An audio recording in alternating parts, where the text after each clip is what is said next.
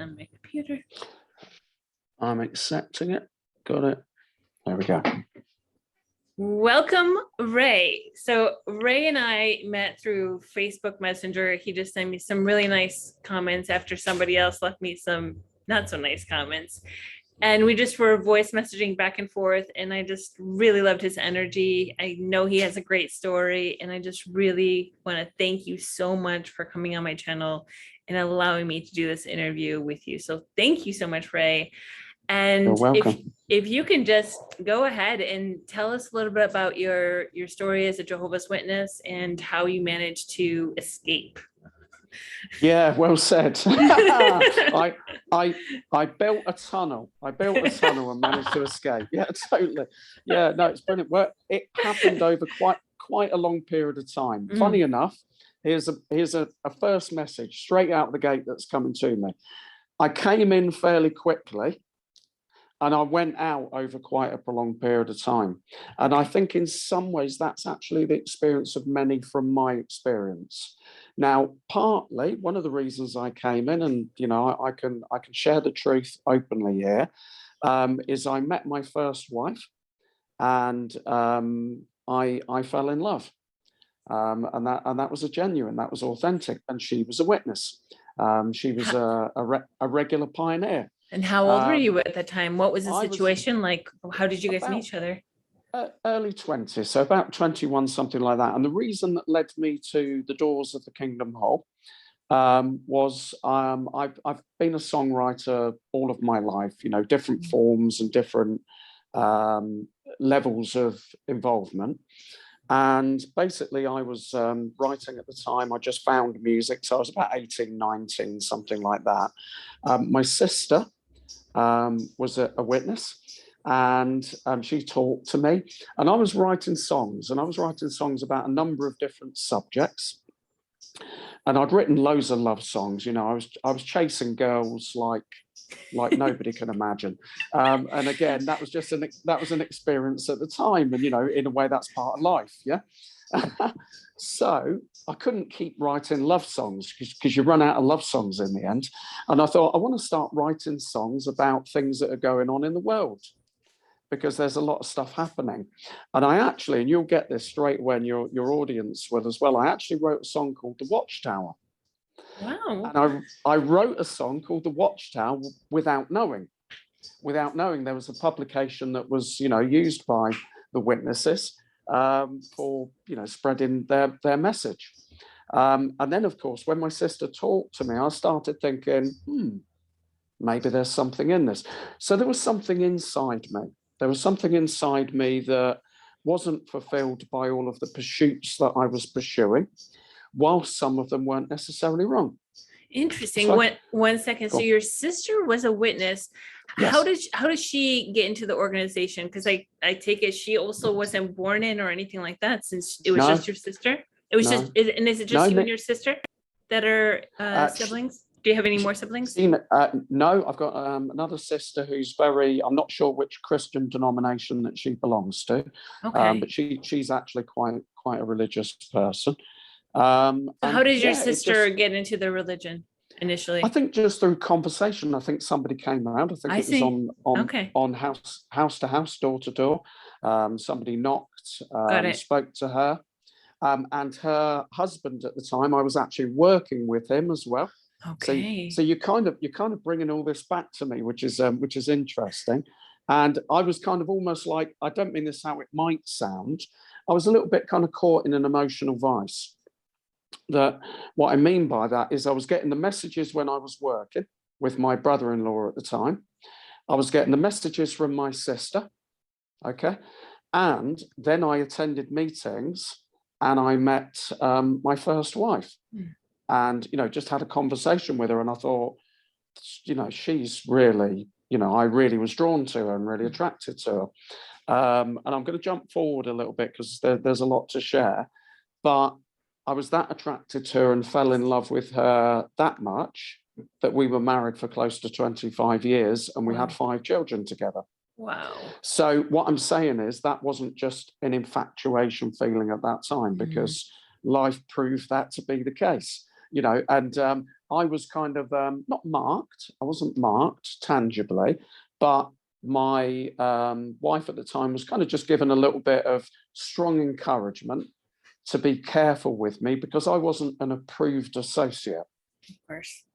Now, yeah. So now when I look back, as I'm saying this to you, there is a little bit of a wry smile, and that wry smile is not in any way intended to make others that having this experience currently feel inadequate and silly, because I went through that. I allowed that process to happen.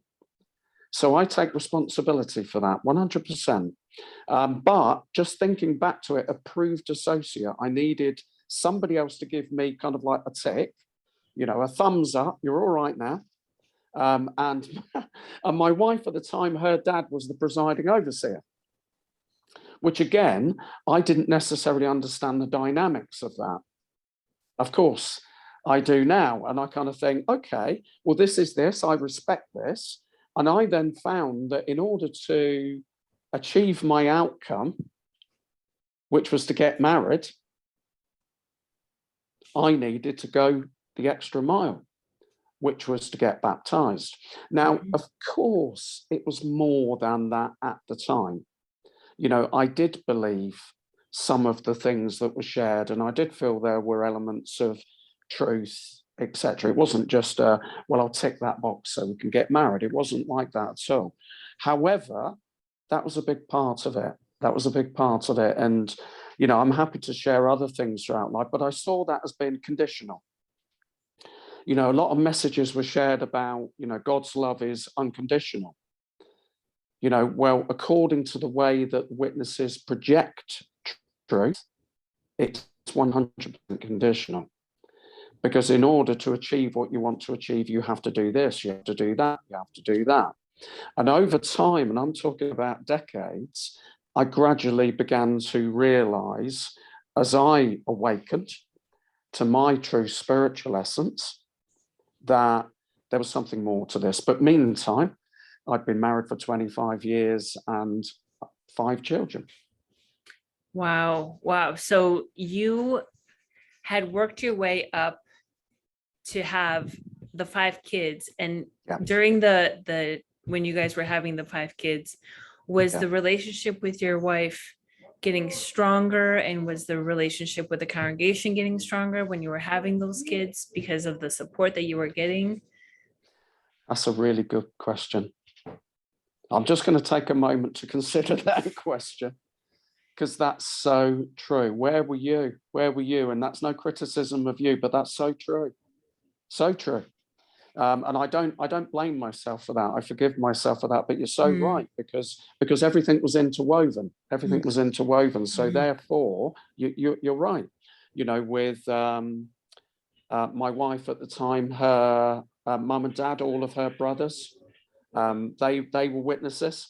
Okay. So it's a very, very witness kind of dominant support network. Got it. And of course, there were elements of, don't make friends outside of the congregation. So I didn't.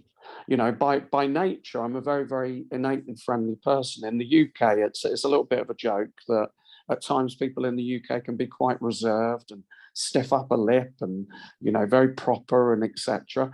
I don't actually even particularly fit in the culture of this country. Because I'm very warm and I'm very open and I'm very, I'll talk to somebody in the street or in a queue at the supermarket, and and that kind of, it felt very uncomfortable to me in a way, but I was busy. So again, that's part of what happened. Then I had the responsibility of children. So I saw with the knowledge that I felt was true at the time, because this didn't happen overnight. It was a gradual thing that happened, this kind of escaping.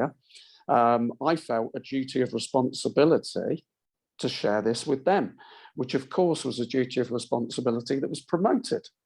So to be a good man, to be a good head, too, you got a double whammy there. You got me in that vice again. So you've got man, to represent God.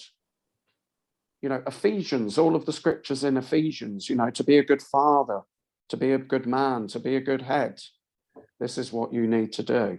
So therefore, that's what I did, because I felt that within that realm, within that dominion, within that belief system, that's what I needed to do. And the message now is, and I know we'll jump around, the message for me now is, and I've gone through years, and I'm talking about years, because it's been about 10 years-ish since I've been away, there or thereabouts. And I would say only recently have I started beginning to overcome the guilt and regret that I feel for the upbringing for the children. And I work on a very simple basis. My philosophy on life is quite simple and straightforward. I begin with me. So anything that involves me, I've forgiven it. I've forgiven it because I, that's me. This is me. But if it affects somebody else, that's different. That's different. And that's a harder one and a tougher one to overcome. That was a tougher one for me to overcome. And even now, still occasionally, I get twinges of, because my children are still carrying the effects. Their mum is still a witness. Okay. So I've had to kind of, very carefully, because we're obviously, you're getting this, but just to make your audience aware, we're not together anymore, and we've not been together for many, many years.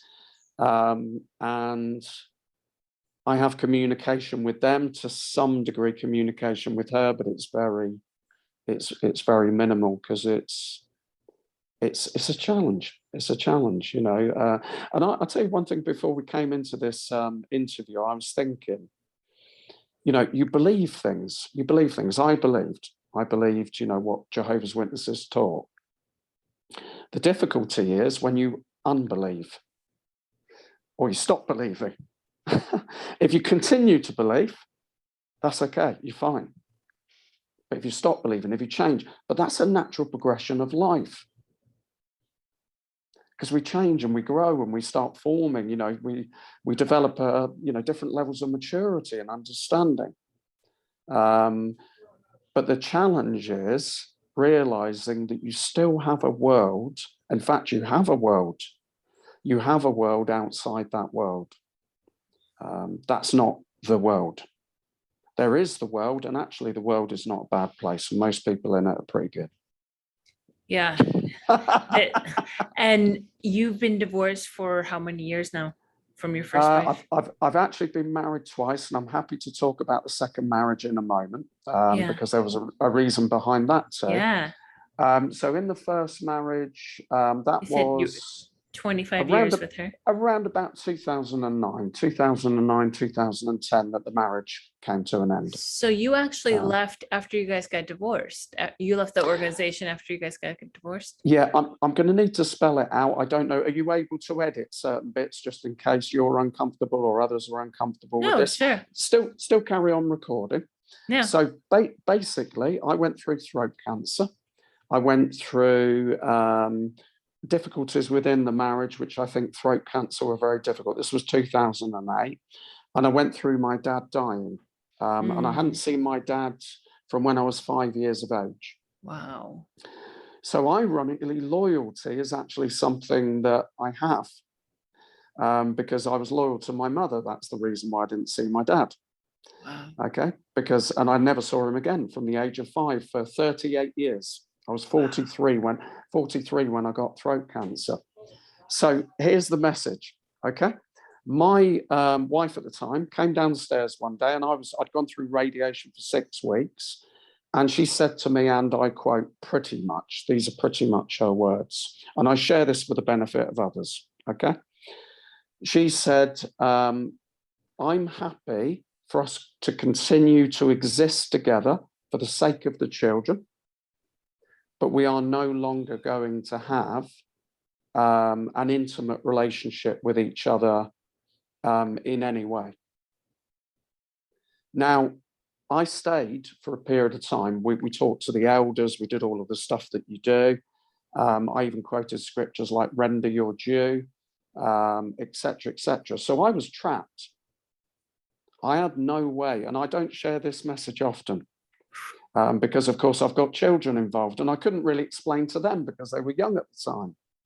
But that basically was the end of the marriage in that regard. Why would she say Okay. such hurtful things to you? I think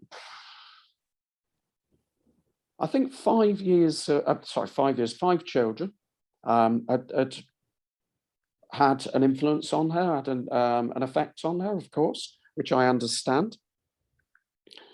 But I was recovering from cancer. Right. During cancer, I had no physical interest at all. At all. Nothing. I had no energy. I had no desire. I had nothing at all. Wow. But when I started to recover, I did. 5 children, your audience, you can do the math. I am a physical person, and there's nothing wrong with that. No. Okay. I even challenged on one occasion the way that those 5 lives were created, because my wife at the time said that, after the first child, her feelings towards intimacy changed. And I refuted that because I said, no, every single one of our children were born in love. Every single one of them. So I think there was a bit of a hang up with her upbringing. She was raised as a witness with sexuality. Mm. And she was very, quite kind of constrained and rigid in that regard. And it was very, just a very cold kind of, exchange type thing. And I'm not like that. I'm very passionate, very connective in the energy that I share. Mm. So that ended. There was no reprisal. We went to counselling, marriage guidance counselling, and we talked about things. We, tried the route of the elders. She didn't really want to go down that, didn't want to talk about, those things. And there I was, so to speak, a victim of not making that decision. That wasn't my choice. Mm. Yet still having these desires, which are natural. Right. Then fast forward, I kind of went out of the witnesses for a while. I met a woman. We had an experience together. I then went back, and this is ironic as well, because I know many people who do this. I've heard witnesses say, why doesn't he do the decent thing, which in their world, in their realm, is to commit adultery? So they'll manufacture a situation that puts somebody in a position where effectively almost they have no choice, because that's the only way they're going to get out of that marriage. Yeah. Now I experienced that second time around because I came back, because I'd had my children taken away from me effectively, not even permitted, visitation time. I went down the legal route. Solicitor said you can absolutely wipe the floor with her. And I thought, this is the mother of our children. I don't want to do that. Let's just let time pass. She's feeling whatever she's feeling. And I still to this day don't fully understand. And this is coming to an end. Things like, I'll share this with you because this is how I feel. I mean, you might be able to see the scarring on the neck. Yeah. It's not massive and it's not major. But of course it was at the time. I lost the ability to speak for a year. And I felt grotesquely unattractive, because I had love and intimacy pulled. So I was looking for being desirable. And then that happened. And then I confessed to my wife at the time, to the elders, that this had happened. I think I judicially reproved. I wasn't disfellowshipped at the time. I was judicially approved. She didn't like that. So it just basically led to an end that meant I lost my children for a period of time. I lost everything for a period of time. And genuinely, I've never, ever shared this account in this much detail in a public space. Wow. But the reason I do, thank you. The reason I do is because the intricacies of the external situation. Now, those ex-witnesses that may be listening, they only know. They're the ones that truly know. Absolutely. They truly know what was behind the decision that they made, began to make, happened over a period of time, that nobody else knows. Because even talking to the elders, talking to friends, talking to family within the organization, there is, and it's not even a criticism, it's not. There's a bias. There's a bias. There's not looking at that person, as a human being. They're just seen as a belief. So for me, that's how it felt for me. And there was some really horrible stuff happening at the time, and hurtful stuff happening at the time. And then I came back. So I came back to the witnesses because I wanted to see my children. I wanted to be with them. So I started coming back and I started progressing. And then I thought, I've still got this physicality, and I'm not, I've gone down the route of thinking about self-control and all of those things. And I understand it if people are able to exercise that. And I wasn't. And again, there's nothing wrong with that. No. And I find that now, and I think, okay, that's just a natural expression of the physicality of us. So I'll make this little point brief. I got married again, because the only way I was going to exercise within the domain of being a witness was to be married. And it sounds ridiculous, but that's it, because there's no other way. And that's what happened to me. And then that kind of ruptured into other elements again. And my second marriage only lasted for a short period of time. And I thought, I can't do this. I can't do this anymore. So basically I left and I disappeared for probably a couple of years, as in just gone. I was still writing songs. I've done that all throughout my life, but I kind of just didn't do anything at all. And then gradually, over the last 5-6 years-ish, I've just started rebuilding myself.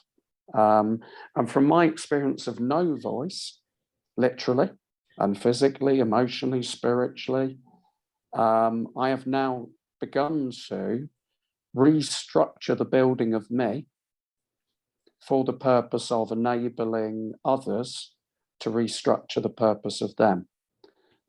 In life, we are all fragments of experience.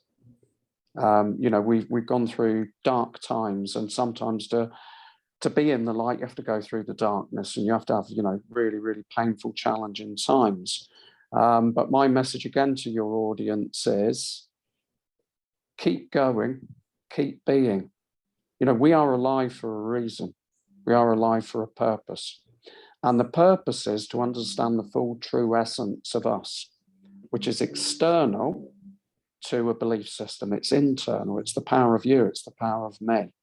And I think what you're doing, as little as I understand it, is amazing, to help others to rebuild, because you do have to deconstruct to reconstruct. Thank you, Ray. That's so important. And wow, your story has just me like thinking to myself in so many different thoughts. And I just wanted to say that I was sharing this with a client yesterday, but people put on a certain persona in the Kingdom Hall, and there were different people outside of the Kingdom Hall.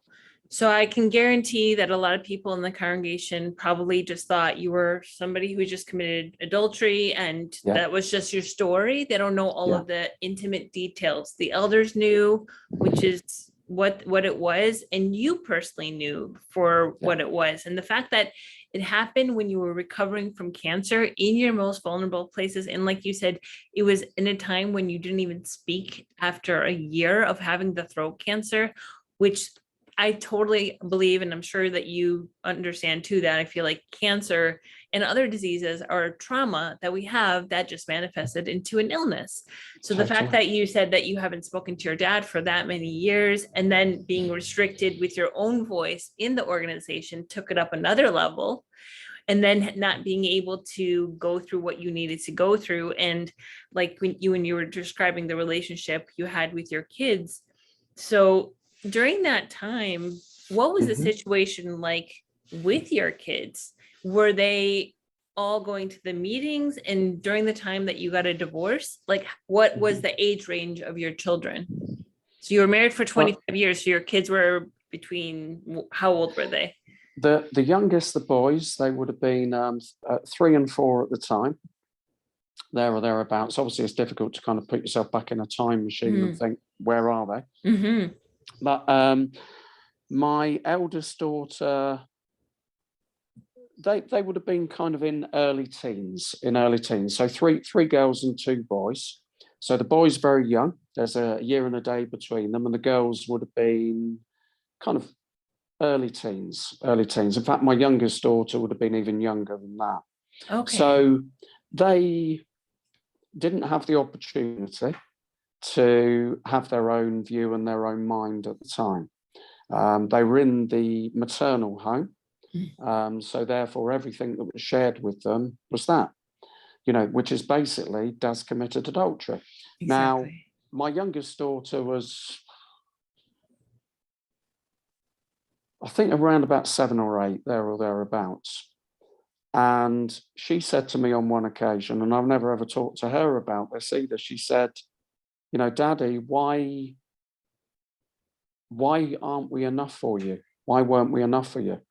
And I had a couple of my daughters telling me how beautiful my wife at the time was, which 100% categorically was beyond doubt. That wasn't a question. But I couldn't share with them, and I couldn't, and I wouldn't. And I'm pleased and proud of that, because that would have been no good to them. How could I explain to them what had actually happened? And even my responsibility, which I share some, of course, it's not, it didn't happen. There was something in our relationship. There was something in our relationship, maybe in our physical relationship as well, that had come to an end. And I think cancer created the opportunity for what was happening anyway, from her point of view. And I get that. I really, really do. And she can't know what it was like for me. And equally, I can't know what it was like for her. And because communication had gone, non-existent, don't want to talk about it. Yeah. That was it. I had nowhere to go. I genuinely had nowhere to go other than either 1, go, or 2, accept. Wow. And because I'd experienced what I'd experienced, no way on earth was I accepting, because I was months away from dying. I was told by the consultants that if you don't take this treatment, it was radiation or surgery and radiation, extremely aggressive. I didn't speak for a year. So, that's pretty serious stuff. Because I'd reawakened effectively, I was born again in some form, because I could continue living. I had an immense gratitude, and I still do, for life, for the gift of life. And that didn't work with the existence that was being promoted. And because there is no other way within that organization. That's it. Right. That's it. If she wasn't prepared to change herself, then I had to be prepared to change me. Right. And in that regard, I couldn't. I have 2 questions for you. Were you an elder pre-cancer? Really good question. Again, I've got to cast my mind back. I've been an elder a couple of times. So I was actually taken off at one period of time. So I've kind of been one of those people who, obviously, when I was inside the organization, I experienced things, and certain things happened, and, pressure and stress got the better of me. And then I stepped down, so to speak, as it's called. I can't remember yes, I was. Okay. Yes, I was, because actually there was a Kingdom Hall taking place at the time, a Kingdom Hall build taking place at the time. And I was involved in that before and afterwards. So, yeah, it was just,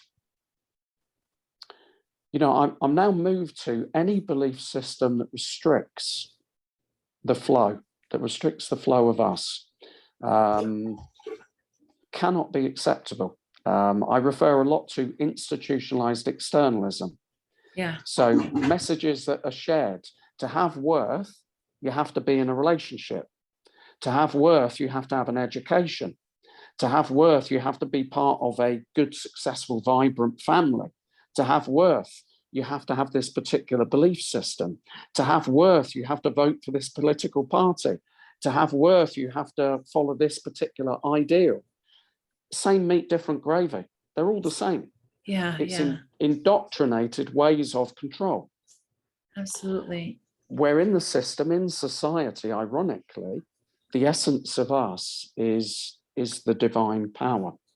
So I now come to a point where in the last 3 years, I've opened to my creative ability. And the beautiful thing about it, again, the pride for me is that I share this message with my children when I have the opportunity to. So my sons were very affected by their mum and continued. Are your kids right now in the religion? No, How none of them. how old are they right now? My eldest daughter is kind of coming close to 30. The others are in their mid-20s. My sons are 17 and 18, respectively. Okay, so when you guys got divorced, they were still going to the Kingdom Hall with their mom. Yes. And then after, how long did it take them to actually leave? Because you said your ex-wife is Quite still a few years. Quite a few years. The boys only recently, the girls differently because they made their own choices, but the boys recently. And the message I shared with them, and to some degree with their mum, although that was a big challenge, is they have to make their own choice. So the boys had often said, that they want mum to be happy. They want mum to be happy. And I kind of get that. And I said, well, think about it. I said, your mum should be happy. She should be happy, whatever decision you make. And I'm the same. So I'm going to say it to you how it is, boys. If you wanted to continue being a Jehovah's Witness, I have no right over your life. I've played a part in the creation of you, but I don't own you. You don't belong to me. It's your life. You make the decisions. I'll always give you advice if you want to, talk about things. I will never, ever tell you what to do. So you have that choice. But here's the interesting thing as well. It works the other way around. So if you choose not to, that's your choice. And that is how it should be. Because if you live the rest of your life doing things to please other people, you're going to be busy. You're going to be very, very busy. And that's changed. That's changed. And I also, hand on heart, I feel for her. I feel for her and I feel for others who are caught in that belief system because they feel at times that they're doing the right thing. Absolutely. Absolutely. But you need to pause and think, because whatever form, even if people believe in a heavenly existence, that a paradise earth is coming, even if some believe that, we are currently living this form. We are in this life. Exactly. And even when I was a witness, I felt the same. I felt that. I felt eternity is actually taking away from me this current form, this current life. Because it's making me think about this magical, wonderful day far off in the future. And meantime, nothing else. I think I'm the first to swear. Well done. Nothing else fucking matters. No, so right. So right. So this life doesn't fucking matter because you got that other one coming. And I watched people surrender their lives, and I did too, surrendered my life based on a future ideal. What's so that my about? message Exactly. is, totally, my message to my children is, and other young people and everybody, really, really at least question that. At least question, are you prepared to surrender your life? Are you really? And not death. Not are you prepared to accept death? Are you prepared to surrender life? And I know it might sound one and the same thing, but it isn't. Because death actually is easy. That's easy because that's an end. Yeah. Currently. Yeah, in this experience.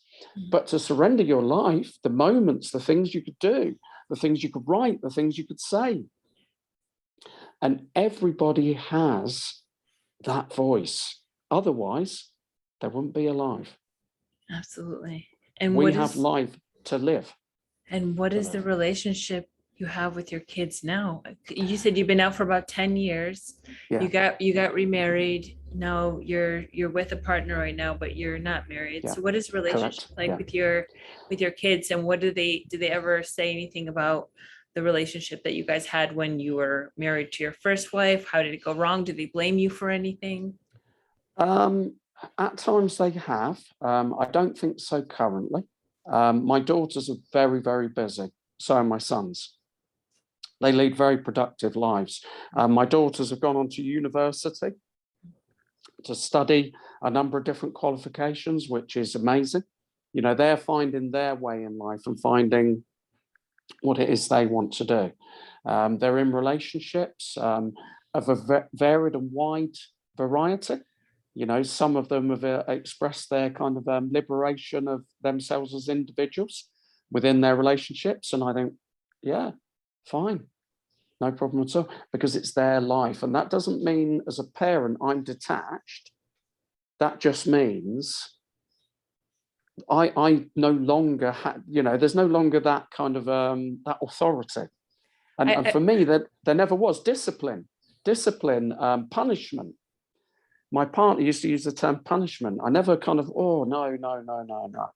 I say that I don't like that. I I have the don't like same that. mindset as you, and even with my husband, my partner, Hmm. or if I had Hmm. kids, when you love somebody, you need to set them free.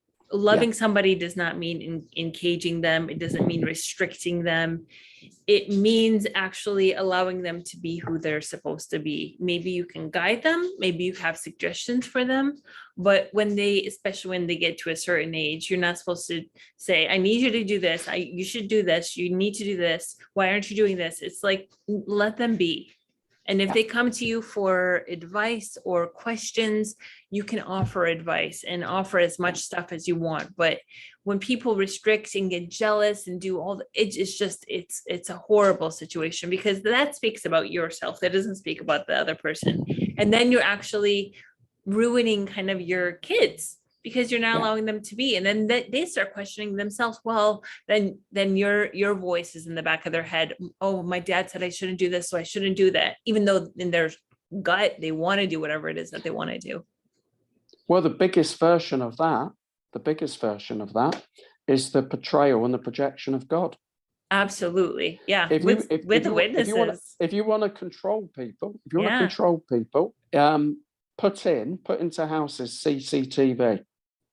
So if you want to control people, put CCTV into every room, and then you'll find out what people are really like. Yeah, but obviously we can't do that because there's this thing called, you know, invasion of privacy. So what people have done is they've taken the form, as they say, God, Jehovah, Allah, Buddha, and they have made that into a virtual spiritual CCTV. Because just imagine Jehovah's watching what you do. Now, my view and my experience is, and I do get emotional on this, the divine nature, the source of the universe, the constructor of all life, the giver of all things. Do you really, really think, do people really, really think that that person with that phenomenal, whatever even I can't understand? And I'm going to take it a step further, and this is at my heart speaking. The last track of the album that I have out at the moment is called Hey Man. It started life just being called Man. And in the song, I question the thought, because it's only a thought, the idea that God is masculine. And the reason I do that is because who am I? Who are we? Who are they to say God is he, Father, him? So I question that, because that controls. And we're talking about, you know, some of the worst wicked acts that have been portrayed in the name of the divine are through organizations that are male dominated. Now, I can definitely 100% categorically say that as a man, and I have no issue with saying that because it's truth. So the divinity is you can't describe it. You can't describe spiritual. That's the point. And even witnesses say, but it's like, trying to describe colors to somebody born blind. Yeah, that's why God portrays himself. No, he's not that petty-minded, and ironically, neither are we. We don't need conformist. I've just started writing a post, which is conform. So basically conning, conditioning the form of us.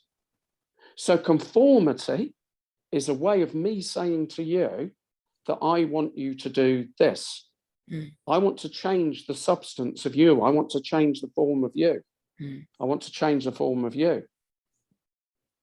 Yeah? Yeah. Conforming. So any conformity has to at least be questioned. And the amazing thing is the freedom of here, the palace, the temple, the cathedral, the church of here, the kingdom hall of here. We are a king and queendom. We are a king and queendom. The domain is us. Absolutely. And I now look at that and I think, wow, you can't put that in a building. No. You can't put that in a book. In a church, yeah, exactly. No. We are spiritual beings through and through. Totally. So do you still have connection to your wife? Because you do have kids. Not currently, and there's a recent story involved with that one. Not currently. Some language kind of has taken place recently, and it's been there have been times when it's been a little bit more affable. But I think as part of my growth, I am not prepared to accept the same kind of behavior as I have done for many years. And the reason for that is because I have this life. And ironically, that's got nothing to do with my children. Yeah. Because they've got theirs too. And by me living my life, I had a friend / counselor who really helped me once. And they said, by you living the best version of your life, you're encouraging them to do the same. Absolutely. And that's exactly what I do. And everybody I'm with, anybody I spend time with, I want them to lead their best version of their life, because this is it. We get this one experience. Where we go next, what form we take on, we don't currently know. But you can taste, you can smell, you can feel, you can say, you can sing, you can do whatever you want to. In the last 3 years, I've released 3 albums. Wow. I was controlled. I allowed myself to be. I take responsibility for that. I allowed myself to be controlled by a religious institute for decades. Throat cancer, of course, that was an experience and a tangible robbing of the voice. Now, my partner, Michelle, I'm happy to mention her name, Michelle, we create together. She's an artist. I'm a writer, and we create together. And our environment, she's a Reiki energy practitioner. And she is, when you read Proverbs 30, talking about, a good wife,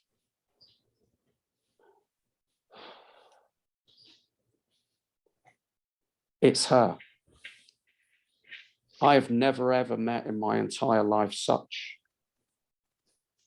a creature, such a being as her. So my message is, I deprived myself of one of the best relationships that I could have in life by trying to keep on my own, by trying to kind of deal with, the physical experience of me, and deal with the guilt and the shame of being a physical creature. And judgment, belongs to those that don't know. Yeah. Judgment belongs to those that don't know. So, if people judge anything, they don't know. And, Absolutely. we have to do the best we can at times, ironically, to forgive that. Yeah. Because they don't know, but you do, and I do, and your audience do. So that's where the power is. And that's why it's now formed to this cathedral type image of what I share. So the power is the liberation of of us, of the true nature of us. And through sharing messages and music, through writing with others, that's what I do. And I'm very non-conformist, and I don't mean that just as in a rebellious way. I mean, anything that tells me it has to be this way, immediately. So COVID recently, I know we talked off air about this, same. At least you should have the choice. You should have the choice to do what you choose to do. And with any choice you make in life, there are consequences. There are repercussions of that. But you should be able to choose. Anything that's indoctrinated, these words are used for a reason. Indoctrinated, these words are used for a reason, yeah? Then it's unacceptable, wherever it comes from, whatever medium, whether it's through medical practice, whether it's through education, whether it's through religion, politics, relationships, whatever it is, it's wrong. Because when we release, and that's what I write now, when we release the fullest version of us, John Lennon and others like him knew it would make a better society. It will make a better society. Because then we are being true. Denial, sexuality. I'd known people within the witnesses who were homosexual. And they ended up taking their own lives. Because that was what they felt was the only way out for them. And I've lost, some young friends when I was a witness to that, because they were made to feel, like the worst plague that you can imagine. And for me, I think that is none of anybody's fucking business. That is a freedom with consenting adults to express however you feel. That's fine, because that doesn't change who you are. What you believe doesn't change who you are. We're not beliefs. We're not born beliefs. We're not born a witness. We're not born a belief. We're not born a nationality, for goodness sake. We're born this entity, this being. And we are here with the responsibility and the right, the divine right, to experience it to its most beautifully full potential. And that's the same for all of us. And that's where I write from now, which is why I was drawn to you. It's so amazing, Ray. This conversation has been way deeper than I have imagined it could be. And we got into a specific vulnerability that really resonated with me so much. And gosh, I feel like vulnerability is by far the most important trait to have in order to heal, because when we can actually reveal our most intimate parts, that's when we can feel connected with other humans in a very, very intimate way. And that's, like I said, the groundwork of healing in my perspective. So thank you so fucking much. You're welcome. Thank you so fucking you much. You are a ray of light.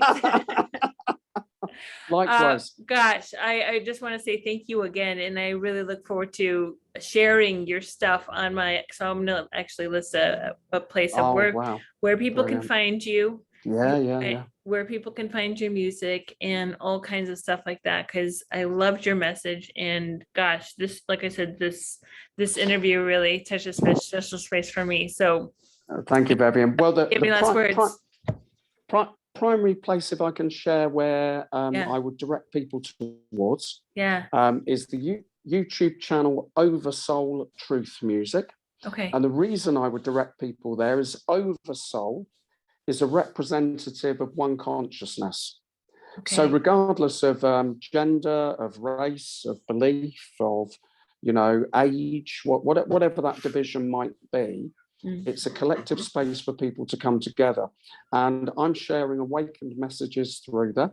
I do touch a little bit on being an ex-witness at times, but the main thing is it's this one consciousness, this connection, which is Oversoul. So it's a very, very spiritual space.